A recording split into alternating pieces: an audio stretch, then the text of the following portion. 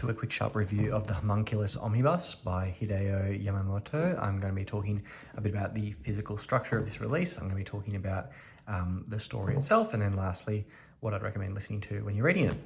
So this is a 2-in-1 volume. I think there's going to be 5 of these in total, so 10 volumes in total. Originally, when the series was released, it was released in 15 volumes. Then they made it into 10, and now it's going to be in these 5. So this is almost like, what would that be? 3 volumes, I guess? Yeah, in one. Decent enough value. In terms of size, slightly bigger than like a Sakamoto Days, so normal sort of jump volume.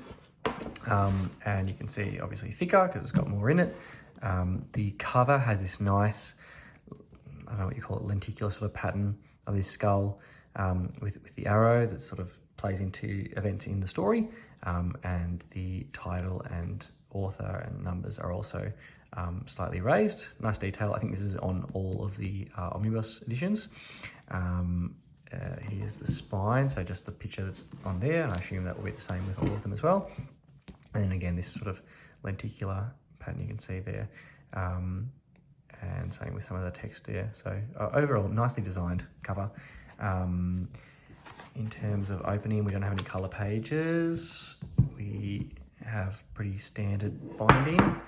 If we sort of see how that's probably going to bend a little bit over time, but generally not too bad for what's essentially a 3-in-1 amount of content. Pretty nice paper quality. Let's see if we can find a good example to look at bleed. And that's pretty standard, really. Maybe slightly better than some normal sort of jump volumes. Overall, fairly decent release. It is a bit on the expensive side. I think they sort of go for around 50 Australian dollars, which, yeah, I think that's probably a bit more than what the equivalent of that is.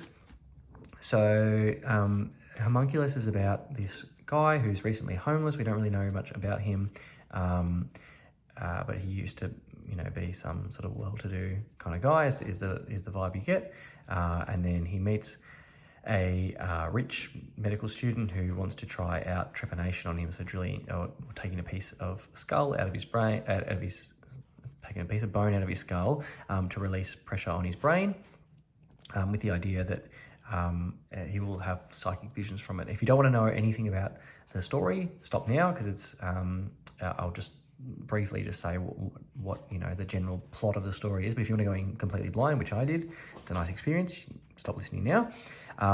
He starts to be able to see things, and we get some of these really nice splash pages of artwork where we see all this bizarre stuff that he's seen. There's really nice artwork in this, with lots of interesting designs of bizarre things that he's seen.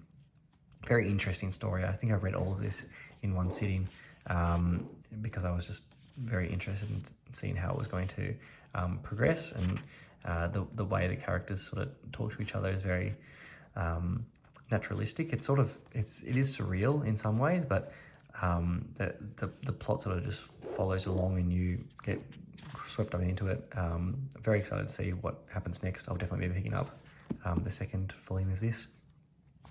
In terms of music, I'd recommend listening to, I think, anything that's sort of melancholy. It's got that sort of weird melancholy off-kilter vibe. I would probably go with something like Death Note. The Death Note soundtrack is really good, and it has a lot of nice sort of melancholy stuff to fit in with this mood of being out in the streets and puzzling through some of this weird brain stuff. Yeah, that's what I would do.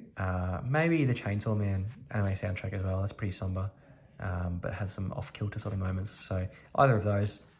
Anyway, let me know what you think. You read Homunculus? Do you like it? No spoilers in the comments, please. Yeah, and I'll see you next time. Thanks. Bye.